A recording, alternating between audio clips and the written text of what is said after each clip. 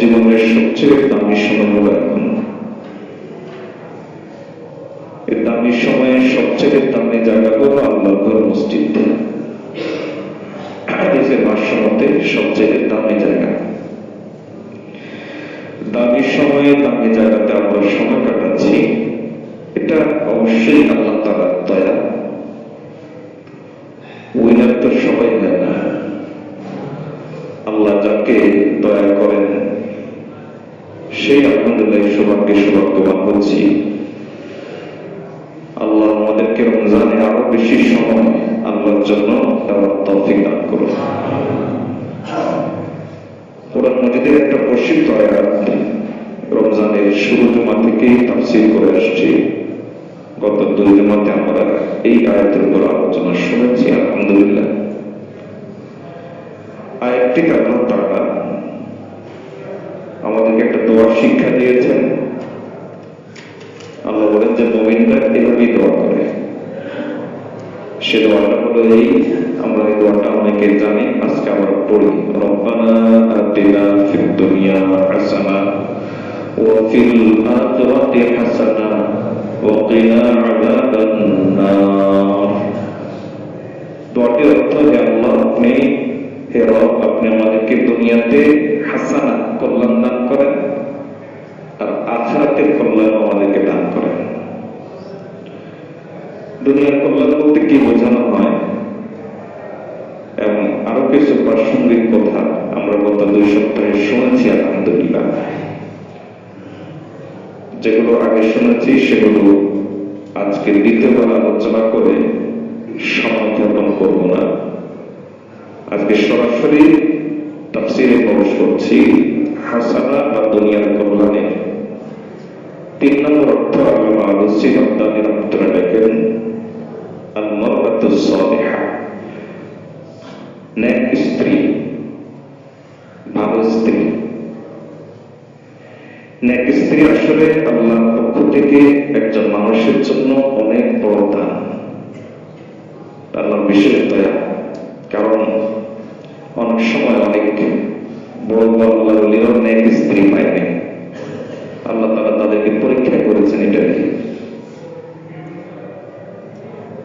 নবীদের মধ্য থেকেও দেখা যায় যে একজন নবী নেক স্ত্রী পান নাই। হ্যাঁ, সতী পেয়েছেন, মানে পবিত্রতা, বেবিচার করা না এরকম। কারণ কোন নবীর স্ত্রী কখনো বেবিচারে লিপ্ত হয় না। মা বাগাত ইমরাতুন নাবিয়্যিন কাত্তু, হাদিসে আছে। নবীজি সাল্লাল্লাহু আলাইহি ওয়াসাল্লাম বলেন যে কোন নবীর স্ত্রী কখনো বেবিচারে লিপ্ত হয় না।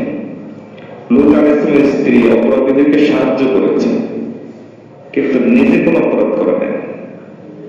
আল্লাহ তাআলা তাকেও ধ্বংস করেছেন। তো নেক স্ত্রী পাওয়া, এটা আল্লাহ তাআলার পক্ষ থেকে অনেক বড় দয়া, অনুগ্রহ। আপনি যদি এই দোয়াটা বেশি করে করতে থাকেন, আল্লাহ আপনার স্ত্রীকে নেক বানিয়ে দিবেন। যদি বিয়ে শাদী করে থাকেন, আর যদি বিয়ে শাদী করে না থাকে, তাহলে আল্লাহ আপনাকে নেক স্ত্রী দিয়ে দিবেন। বলতে পারে যে যদি এরকম হয় যে দীর্ঘদিন দোয়া করেছি এরপর নেক স্ত্রী হয় নাই, তাহলে আমাদের ওই মৌলিক কথাটা মনে রাখতে হবে। সেটা হলো এই, দোয়া কবুল হওয়ার 3টা পদ্ধতি আছে। দোয়া আল্লাহ কবুল করেন, কিন্তু পদ্ধতি 3টা। একটা পদ্ধতি হলো যে দোয়া করা হয় হুবহু আল্লাহ উঠে দেন। যেমন আপনি চাইলেন যে আল্লাহ নেক স্ত্রী দান করেন, আল্লাহ হুবহু উল্টাই দিলেন। আর হলো যে আল্লাহ এর চাইতে উত্তম বিকল্প দান করেন। নেক স্ত্রীর চাইতে হয়তো আপনার জীবনে আখিরাতের জন্য আপনার আরেকটা জিনিস প্রয়োজন, হয়তো নেক সন্তান আরো বেশি দরকার। আমাদের নেক স্ত্রীর চাইতে নেক সন্তান বেশি দরকার, হয়তো এর চাইতে বেশি কোনো জিনিস দরকার। আল্লাহ তখন বিকল্প ওইটা দান করেন। অথবা আল্লাহ জমা রাখেন, আখিরাতে আল্লাহ তাআলা ওটা সহ পরিপূর্ণ পুরস্কার আল্লাহ আপনার এই দোয়ার পরিকল্পনা দান করেন। এই জন্য হাদিসের মধ্যে আছে কোন নেক পুরুষকে তার স্ত্রী যদি কষ্ট দেয় তখন জান্নাতের হুররা বলে, তুমি এর কষ্ট দিচ্ছ, এ তো আমাদের কাছে চলে আসবে, তুমি তাকে কেন কষ্ট দিচ্ছ? আর তাকে ওই লোককে সান্ত্বনা দেয়, তুই কষ্ট আরো অল্প, দুনিয়া করে দিই, মৃত্যুর পরেই তো তুমি আমাদের সাথে মিলিত দিবা। তার নেক স্ত্রী যদি নাও পান দোয়ার বরকতে, হুবহু যদি নাও পান, আল্লাহ তাআলা আপনার জন্য আখিরাতে প্রস্তুত করবেন, এতে কোনো সন্দেহ নাই। হাদিসের মধ্যে এসেছে নেক স্ত্রী হলো সবচেয়ে বড় নিয়ামত ঈমানের পরে। বলতে পারেন ঈমানের পরে গত সপ্তাহে শুনলাম সবচেয়ে বড় নিয়ামত সুস্থতা, আবার বলতেছেন নেক স্ত্রী। এটা হলো আসলে আপেক্ষিক বিষয়। যেমন একজনের সুস্থতা আছে, তবে তার জন্য বড় নিয়ামত দরকার হলো নেক স্ত্রী, এবং নেক স্ত্রী আছে সুস্থতা নেই, তাহলে তার জন্য বেশি দরকার হলো কোনটা? সুস্থতা। একজনের কাছে একটা বড় নিয়ামত আরেকজনের কাছে আরেকটা বড় নিয়ামত হতে পারে। তো ধরেন আপনার কাছে নেক স্ত্রী আছে, সুস্থতা নেই, তাহলে আপনার জীবনের জন্য সবচেয়ে বড় নিয়ামত কোনটা? সুস্থ। আবার আরেকজনের কাছে সুস্থতা আছে, নেক স্ত্রী নেই, তাহলে তার জীবনের জন্য বড় নিয়ামত কি? নেক স্ত্রী। বাকি এটাও ঈমানের পরে একটা বড় নিয়ামত, যেহেতু ঈমানের পরে রাসূলুল্লাহ সাল্লাল্লাহু আলাইহি ওয়াসাল্লাম এই নিয়ামতকে অন্তর্ভুক্ত করেছেন, বোঝা গেল এটা অনেক বড় নিয়ামত। নবীজি সাল্লাল্লাহু আলাইহি ওয়াসাল্লাম বলেন, মাস্তাফাদা আবদুন বা'দা ঈমানি বিল্লাহি খায়রান মিন ইমরাতিন হাসানাতিল খুলুকি ওয়া দুদিল ওয়া মাস্তাফাদা রাজুলুন বা'দাল কুফরি শাররান মিন ইমরাতিন সাইয়্যাতিল খুলকি হাদিদাতিল লিসান। হাদিসের সারমর্ম হলো, নবীজি সাল্লাল্লাহু আলাইহি ওয়াসাল্লাম বলেন, ঈমানের পরে একজন মুমিন সবচেয়ে বেশি উপকৃত হয় যে নিয়ামত দিয়ে, ওই নিয়ামতের নাম হলো নেককার স্ত্রী। সবচেয়ে বেশি উপকৃত হয় কি দিয়ে? নেককার স্ত্রী। ঈমানের পরে নবী সাল্লাল্লাহু আলাইহি ওয়াসাল্লাম নেককার স্ত্রীটা এই হাদিসে কিছু পরিচয়, কিছু সংক্ষিপ্ত পরিচয় দিয়েছেন, অন্য হাদিস আরো আছে। নবী সাল্লাল্লাহু আলাইহি ওয়াসাল্লাম বলেন যে নেক স্ত্রীর একটা আলামত হলো চরিত্র ভালো হবে, আর একটা আলামত হলো স্বামীর প্রতি অধিক ভালোবাসা প্রদর্শনকারী হবে। আরেকটা হলো সন্তান নেওয়ার ব্যাপারে তার কোনো আপত্তি থাকবে না, যে আল্লাহ তাআলা দিলে আলহামদুলিল্লাহ, এরকম আপত্তি থাকবে না। আর বড় স্ত্রী, রাসূলুল্লাহ সাল্লাল্লাহু আলাইহি ওয়াসাল্লাম বলেন, কুফরির পরে একজন মানুষের জীবনে সবচেয়ে বড় দুর্বিষহ আর জানার বিষয় হলো খারাপ স্ত্রী। যার কাছে এটা আছে সে বুঝে দুনিয়াটা কত বড় জাহান্নাম। আল্লাহ আমাদেরকে হেফাজত করুন, আল্লাহ আমাদের সকল স্ত্রীকে নেক বানায় দেন। নবী সাল্লাল্লাহু আলাইহি ওয়াসাল্লাম কুফরির পরে একজন মানুষের জন্য সবচাইতে খতরনাক জঘন্য বিষয় কি? খারাপ স্ত্রী। নবীজি সাল্লাল্লাহু আলাইহি ওয়াসাল্লাম খারাপ স্ত্রীর একটা পরিচয় দিচ্ছেন, সাইয়্যাতুল খুলুক, চরিত্র খারাপ মানে খারাপ স্ত্রী। হাদিদাতুল লিসান, জবান খুব চলে, এটা হলো খারাপ স্ত্রী। নেক স্ত্রী কখনো তাদের জবান স্বামীর সাথে চালায় না। আমাদের শাইখ মুর্শিদের একটা এই কথাটা আমাকে আমি কয়েকবার শুনেছি, এবং বর্তমান সমাজের সাথে এটা খুব মিলে, আগেও আপনাদেরকে শুনিয়েছি। তিনি বলেন যে মহিলার জবান চলে বেশি, ওই মহিলার স্বামীর হাত চলে বেশি। বুঝলেন? যে মহিলার জবান চলে বেশি, ওই মহিলার স্বামীর হাত চলে বেশি। তিনি বলেন যে পুরুষরা জুলুম করে হাত দিয়ে, জবান দিয়ে কম, আর মেয়েরা জুলুম করে জবান দিয়ে, হাত দিয়ে কম। কিন্তু দুই পক্ষই জানে। বরং হাতের আঘাতের চাইতে অনেক সময় জবানের আঘাত বেশি মারাত্মক হয়। আরবিতে একটা প্রসিদ্ধ কবিতা আছে, যে জবানে আর তরবারি আঘাত করলে প্রতিষেধক আছে, কিন্তু জবানে আঘাত করলে প্রতিষেধক নাই। তো জবান, তীক্ষ্ণ জবান, ধারালো জবান, এটা একটা পৎকার স্থিরের টান, তর্ক করা, স্বামীর সাথে মুখে মুখে তর্ক করা।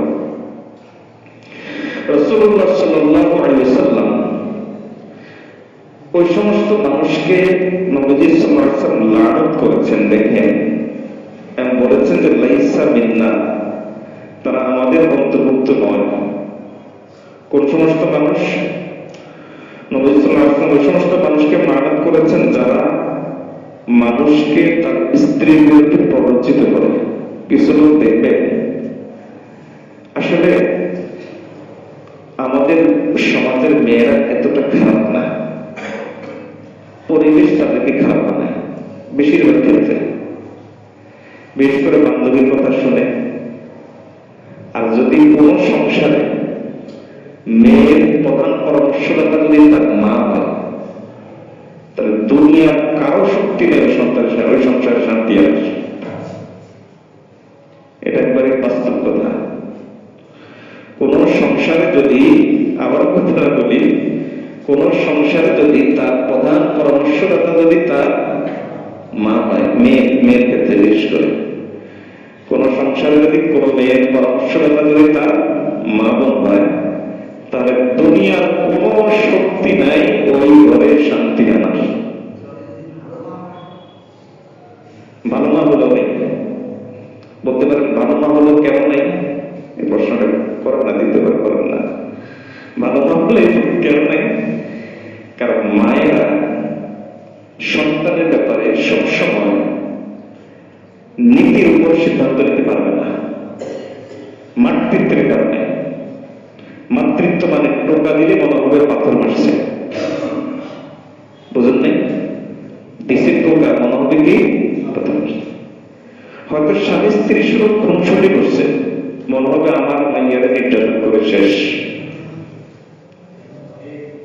এই একটা কারণে, এই একটা মানবিক দুর্বলতার কারণে মা যদি ভালো হয় তবুও সে মা মেয়ের পরামর্শদাতা হতে নাই, এটা করতে দিলেন না। আমি দয়া করে বলি, এটা যদি কারোর মধ্যে থাকে, কোন পরিবারে থাকে, এটা করতে দিন না। স্বামী স্ত্রীকে তাদের মধ্যে একটা স্বাধীনতা দেন, তাদের দাম্পত্য জীবনে আপনি নাক ঢুকাতে যায় না। এটাতেই সমস্যা। আল্লাহ আমাদেরকে বোঝার তৌফিক দান করুন। কথাটা অন্যদিকে চলে গেছে।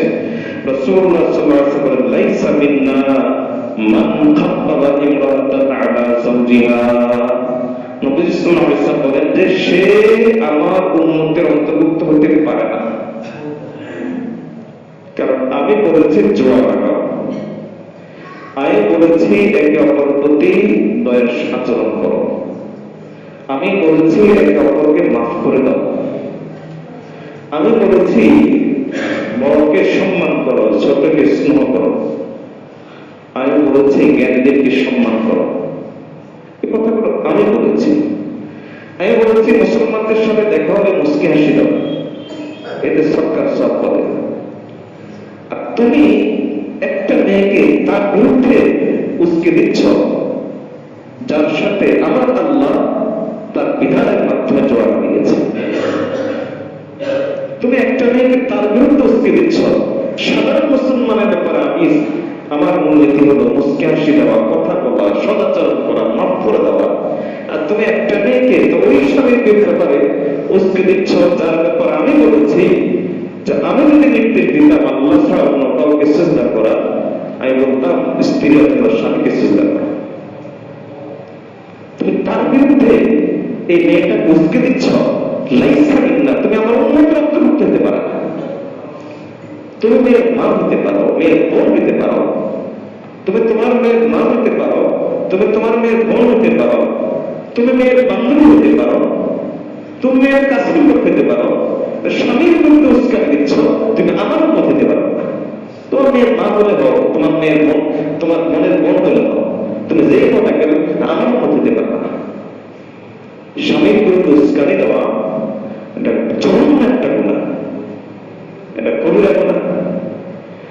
নিয়ম হলো স্বামী স্ত্রীর মধ্যে যদি কোনো কিছু হয়, হতেই পারে, নিয়ম হলো তারা সমাধান করে। একটা হলো মূল নিজেরা সমাধান করে। সমাধানের অনেকগুলো পদ্ধতি আছে। যেহেতু স্ত্রী নিয়ে কথা হচ্ছে, এই জন্য স্বামীর আলোচনা আসলে অন্য সময় বলবো তার থেকে কি পদক্ষেপ হবে। যেহেতু কথা হচ্ছে স্ত্রী নিয়ে, এজন্য সমাধানের তার থেকে পদক্ষেপটা কি হবে রাসূলুল্লাহ সাল্লাল্লাহু আলাইহি ওয়াসাল্লাম এই মর্মে আমাদেরকে বলেন। দেখেন, নবীজি সাল্লাল্লাহু আলাইহি ওয়াসাল্লাম বলেন, একজন স্ত্রীর আলামত হলো যদি কোনো কারণে স্বামী রাগ করে, কোনো কারণে যদি স্বামী রাগ করে, তখন সেই লোক কি করে, হাত্তা তাদা,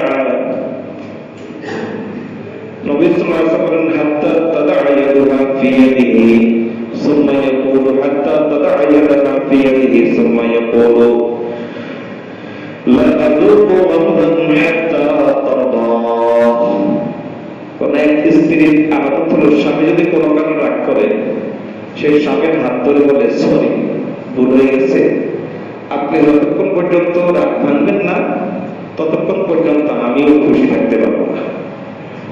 নবী বলেন, দেখেন হাত্তা তাদা ইয়াদাহু ফি ইয়াদিহি, যে স্বামীর হাতে হাত রেখে কথাটা বলবে। এখন বলেন তো, রোমান্টিকতা বোঝানোর জন্য কিভাবে বোঝাবে? বলেন এটাকে কিভাবে বোঝাবে? নবী সাল্লাল্লাহু আলাইহি ওয়াসাল্লাম স্বামীর হাতে হাত রেখে কথা বলবে। বাকিটা আপনারা স্ত্রীরা বুঝে নেবেন। স্বামীর হাতে হাত রেখে কথা বলে বলবে যে সরি, ভুল হয়ে গেছে, আপনি খুশি থাকলে আমি খুশি, আপনার খুশি আমার খুশি, ইত্যাদি ইত্যাদি ইত্যাদি। I love you, I love you আছে। হ্যাঁ, এই বুঝলেন? দেখেন, ইসলামের একটা মূলনীতি হলো স্বামী স্ত্রীর দ্বন্দ্বের ব্যাপারে ইসলাম মূলনীতি হলো যা কিছু হবে, যা কিছু হবে পরের দিন সকাল পর্যন্ত যেটা যাওয়া যাবে না। নবী সাল্লাল্লাহু আলাইহি ওয়াসাল্লাম একবারে স্পষ্ট এবং পরিষ্কার এবং সত্য নিষিদ্ধ। হাত্তা তুসবিহা, সকাল পর্যন্ত যাওয়া যাবে না। নবী সাল্লাল্লাহু আলাইহি ওয়াসাল্লাম বলেন যে সবকিছু সমাধান করতে হবে রাতের মধ্যে। রাতের মধ্যে সমাধান করার পদ্ধতি কি নবী দিয়ে দিচ্ছেন। রাতের মধ্যে সমাধান করার অনেকগুলো পদ্ধতি আছে, যেমন সরি বললাম একজনকে, যেমন এই হাদিসে একজনকে এখন সরি বললাম। আবার রাতের মধ্যে সমাধান করার আরেকটা পদ্ধতি হলো নবী সাল্লাল্লাহু আলাইহি ওয়াসাল্লাম আলাদা করে বিছানায় ঘুমানো যাবে না। স্ত্রী স্বামী স্ত্রী আলাদা করে আলাদা বিছানা ঘুমানো, এটা হলো শরীয়তের শাস্তির একটা স্তর। আপনি সুস্থ মানুষ, ভালো মানুষ, সাধারণ দাম্পত্য জীবন যাপন করতেছেন, শুধু শুধু শাস্তি কেন ভোগ করতেছেন ভাই? কথা বুঝেন নাই? আপনার ধরেন শাস্তি হিসেবে আপনাকে দেওয়া হলো কানে ধরে দাঁড়িয়ে থাকবেন, কারণ আপনি কোন অপরাধ করেন নাই, কানে ধরে দাঁড়িয়ে আছেন, তাহলে এটা কেমন ব্যাপার ভাই? স্বামী স্ত্রী দুজনের বিছানা আলাদা হবে, এটা স্ত্রীকে সংশোধন করার একটা স্তর, একটা পদ্ধতি, শাস্তি। কোন কারণে এই শাস্তি দিতে পারে, এটা ভিন্ন আলোচনা, আজকের আলোচনার বিষয় না। আমি শুধু বোঝাতে চাচ্ছি এটা হলো শাস্তির একটা স্তর। আপনি সুস্থ মানুষ, ভালো মানুষ, আপনি কেন স্ত্রীর সাথে আলাদা ঘুমান ভাই? এটা কি ধরনের কথা? আপনি নিজে নিজে এই শাস্তিটা কেন দিচ্ছেন? স্বামী স্ত্রীর আলাদা ঘুমান বিরুদ্ধ হয়ে গেল।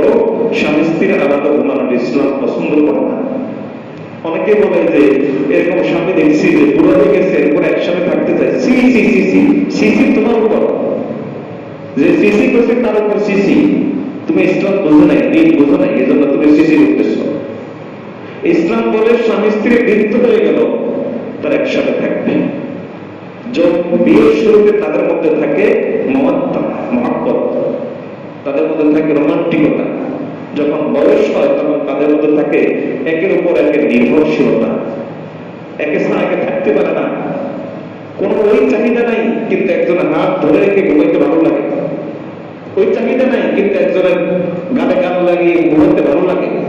একজনের বুকে আরেকজন মাথা দিয়ে ঘুমাতে ভালো লাগে, অন্যথায় ঘুম আসে না, তার অন্তর হাহাকার করে।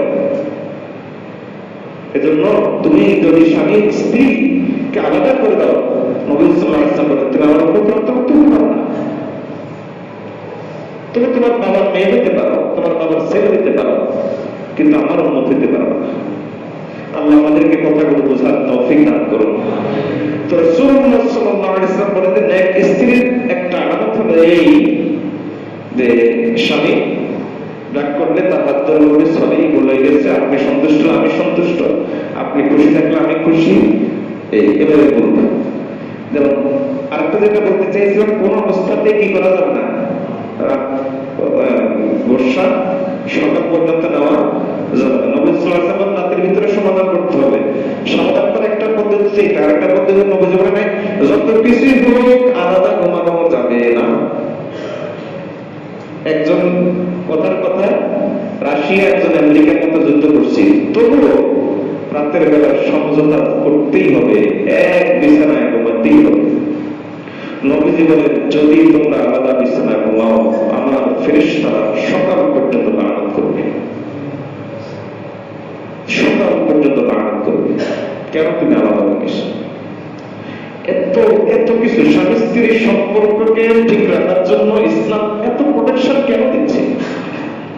এর কারণ হলো একটা সমাজের ভিত্তি হলো স্বামী স্ত্রী, নৈতিকতার ভিত্তি স্বামী স্ত্রী, পবিত্রতার ভিত্তি স্বামী স্ত্রী, ভদ্রতা শিষ্টাচার এগুলোর ভিত্তি স্বামী স্ত্রী, শৃঙ্খল জীবনের ভিত্তি স্বামী স্ত্রী, সমাজ স্থিতিশীল থাকার ভিত্তি হলো স্বামী স্ত্রী, দেশ স্থিতিশীল থাকার ভিত্তি হলো স্বামী স্ত্রী, বরং গোটা দুনিয়া ঠিক থাকার ভিত্তি হলো স্বামী স্ত্রী। হাদিসে এসেছে রাসূলুল্লাহ সাল্লাল্লাহু আলাইহি ওয়াসাল্লাম বলেন যে ইবলিস কি বসায়, আসন বসায়, এরপরে সে রিপোর্ট নেয়, কে কি কাজ করছো, ও বলে যে কাজ করছি, এই কাজ করছি, যুদ্ধ বাধায় দিচ্ছি ইরান আর আমেরিকায়, আরো কত কাজ করছি, এগুলো বহুত পারে, তেমন কিছু খরচ নেই। একটা দুর্বল বুখারী হাদিস, একটা দুর্বল এসে বলে আমি তেমন কিছু করতে পারি নাই, তবে একটা কাম করছি। কি? স্বামী স্ত্রী এমন ঝগড়া লাগাইছি সে শরীর তারা হয়ে গেছে। এই তার সিংহাসন থেকে উঠে যাবে, উঠে যাবে,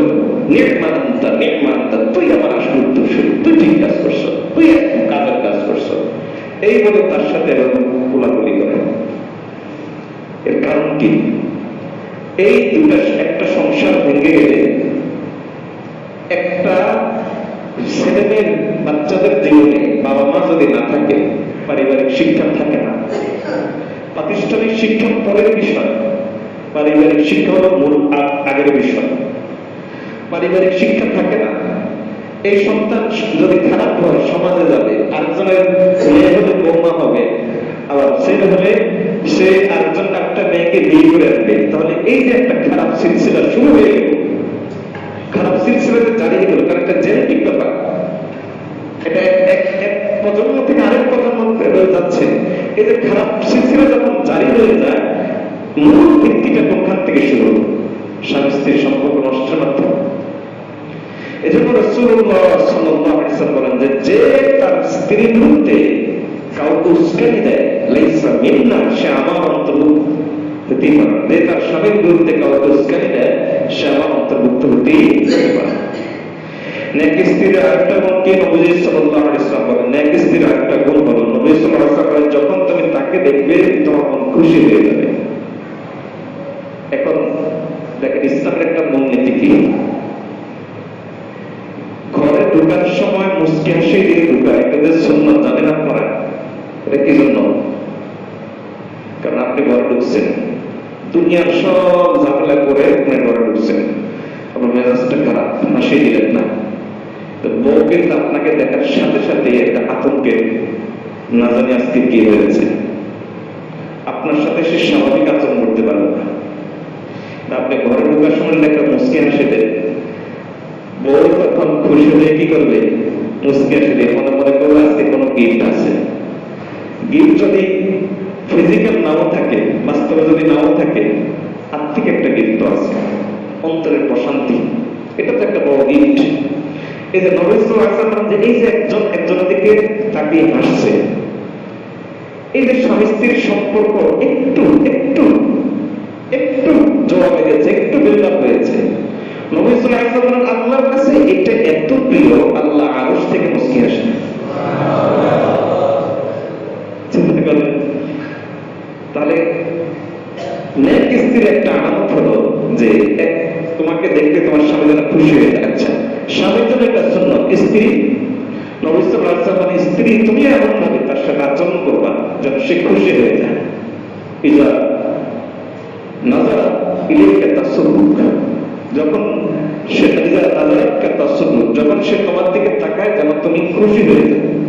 নবী সাল্লাল্লাহু আলাইহি ওয়াসাল্লাম, তাহলে এটা হলো একটা স্বামী স্ত্রী নেক স্ত্রীর একটা আলামত। দ্বিতীয় হলো নেক স্ত্রীর একটা আলামত হলো সে স্বামীর সম্পদ রক্ষা করবে, নিজের ইজ্জত রক্ষা করবে, এগুলো নেক স্ত্রীর আলামত। অপর হাদিসে রাসূলুল্লাহ সাল্লাল্লাহু আলাইহি ওয়াসাল্লাম বলেছেন, আল মারআতু ইযা সাল্লাত খামসাহা ওয়া সামাত শাহরাহা ওয়া হাসানাত ফারজাহা, যদি স্বামী স্ত্রী যদি সে পাঁচ ওয়াক্ত নামাজ পড়ে, এরপরে সে যদি রোজা রাখে, আর যদি নিজের যৌবনের হেফাজত করে, ওয়া তাআত বা'দাহা, আর যদি সে তার স্বামীর আনুগত্য করে।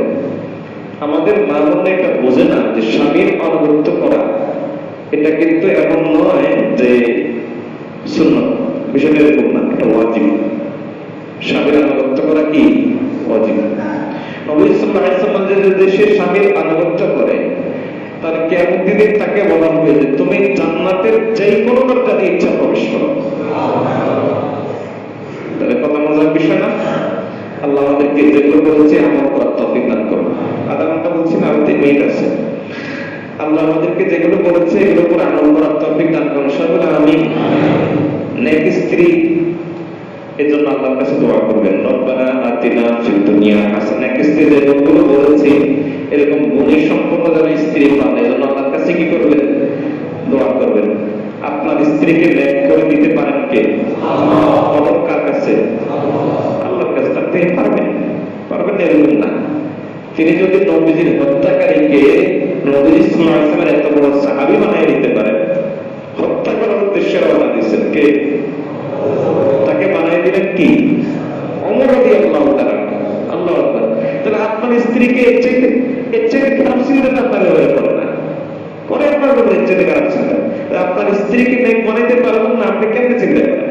খাজানা যেখানে সেখানে চান, আল্লাহর কাছে চান। টুকটাক কিছু কথা কাটাকাটি, এটা আমাদের বড় বড়দের স্বামী যদি হাসান মুস্তি হয়, স্ত্রী যদি রাবেয়া মুস্তি হয়, তাহলে হবে। এমন কোন দাম্পত্য সম্পর্কে এরকম কোথাও নাই যে কথা কাটাকাটি হবে না। যদি এটা হয় তাহলে আপনাকে আকাশের নিচে জমির উপরে থাকতে পারবেন, আপনি জান্নাতে চলে যাবেন। খুব দ্রুত জান্নাতে চলে যান, মানে তাড়াতাড়ি মরে যান, জান্নাতে যান, এরপরে ওখানে গিয়ে এই আশা করেন সেখানে চলো। দেখেন ওমর রাদিয়াল্লাহু তাআলা তার কাছে এক স্বামী আসছে খুব গরম হয়ে, আজকে বলে একটা কিছু করেছে আমিরুল মুমিনের কাছে বিচার। ওমর রাদিয়াল্লাহু তাআলার কাছে এসে বিচার দিয়ে উদ্দেশ্যে আসছে, এসে বাসার বাইরে অপেক্ষা করতেছে। তো এখন শুনতেছে একটু একটু আওয়াজ আসতেছে, একজন মহিলা একটু উচ্চ গলায় কথা বলতেছে, কিছু কিছু আওয়াজ যে একটা কানে আসতেছে। তো ওমর রাদিয়াল্লাহু তাআলা চুপ করে শুনে আছেন। তোমরা কিছুক্ষণ পর বাইরে হলেন, ওই লোক এই ফাঁকে চলে যেতে যাচ্ছিল। চিন্তা করলো যে আমিরুল মুমিনের বিরোধী অবস্থা, আমার কি অবস্থা, এই চিন্তা করে কি হয়ে যাচ্ছে, ওই লোক বের হয়ে যাচ্ছে। ওমর রাদিয়াল্লাহু তাআলা তাকে পিছন থেকে ডাক দিলেন, কিছু কিছু আসছে আমিরুল মুমিনিন, এই বিষয়। এখন দেখলাম যে আপনার বই আপনার সাথে যোগাযোগ কথা বলে, সেখানে আমি কে, আমি কোন ক্ষেত্রে বুঝাই, এই জন্য চলে যাচ্ছি। ওমর রাদিয়াল্লাহু তাআলা বলছে, শোনো, ইন্নাহা তাবাহাতুন লিতাআমি, দেখো খানা পাকানো তার দায়িত্ব ছিল না। আমাদের বউদের উপর খানা পাকানো ওয়াজিব না, কিন্তু আপনি তাকে খাওয়ানো ওয়াজিব। এবার আপনার হোটেল থেকে আনন্দ যেখান থেকে, এটা আপনার ইচ্ছা, আপনি তাকে খাওয়াবেন। রাসূলুল্লাহ সাল্লাল্লাহু আলাইহি ওয়াসাল্লাম বলেন, ইন্নাহা তাবাহাতুন লিতাআমি, দেখো খানা পাকানোর দায়িত্ব ছিল না, সে আমার জন্য খানা পাকায়। দেখো খাবাযাতুন লিখুবজি, রুটি বানানোর তার দায়িত্ব ছিল না, কিন্তু সে আমার জন্য রুটি বানায়। গাসসালা মুআখাযাতুন লিসিয়াবি, সে আমার কাপড় চোপড় ধোয়ার কথা দায়িত্ব ছিল না, কিন্তু সে ধোয়। আর দেখো ওয়ায়াসকুনু কলবি বিহা আনিল হারাম, সবচেয়ে বড় বিষয় হলো তার সাথে একটা বিশেষ সম্পর্কের মাধ্যমে হারামের দিকে আমার মনটা যায় না। বুঝলেন তো? এটা মানসিক চাহিদা, স্বাভাবিক। বলতে পারেন কেমনে কাম করে, ভাই এটা যত বুঝলো এটা মানুষের চাহিদা। তার সাথে এই সম্পর্কটার কারণে আমার মনটা হারামের দিকে যায় না, অন্য নারীর প্রতি আমার মনটা যায় না, এর তার সাথে একটা সম্পর্কের কারণে। এখন বলো ফানানা আতাহাম্মালুহা বিতিলকা, এখন বলো আমি এটার জন্য আমি কি তাকে একটু তার এই যে একটু খুঁটিনাটি বিষয়গুলো মেনে নিব না? এরকম চিন্তা করবেন। আমাদের সাথে একটা চমৎকার দোয়া করি, হে আল্লাহ আপনি স্ত্রী দিয়েছেন, কত বড় নিয়ামত দিয়েছেন, এই নিয়ামত যদি না থাকতো তাহলে না জানি কত জায়গায় মুখ মারতাম। কথাটা শুনতে খারাপ লাগে, কিন্তু এটাই বাস্তবতা। এক যুবক আসছে নবীর কাছে, বিয়ে করছো? না করে নেই। কেন বিয়ে করো না? তো চুপ করেছে। হয় তুমি গোপনে ব্যভিচারে লিপ্ত, অথবা তোমার পুরুষত্ব নেই।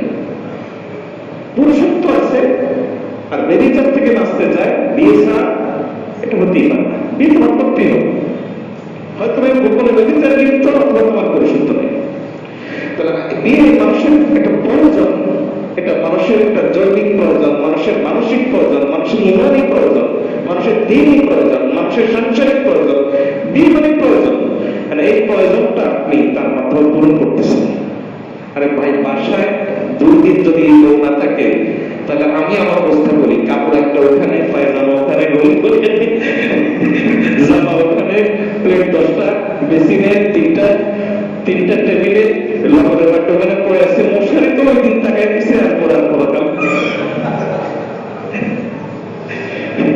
এরপর আর পড়াকলের নাম নাই, জীবনটা একটা খ্যাত হয়ে যায়। তাহলে আল্লাহ আমাদের স্ত্রীদেরকে মূল্যায়ন করার তৌফিক দান করুন। এজন্য আল্লাহর কাছে বেশি করে দোয়া করবেন, রব্বানা আতিনা ফিদ দুনিয়া হাসানা ওয়া ফিল আখিরাতি হাসানা ওয়া কিনা আযাবান নার ওয়া আখিরু দাওয়ানা আলহামদুলিল্লাহি রাব্বিল আলামিন। দোয়া করে আমরা উঠে যাই।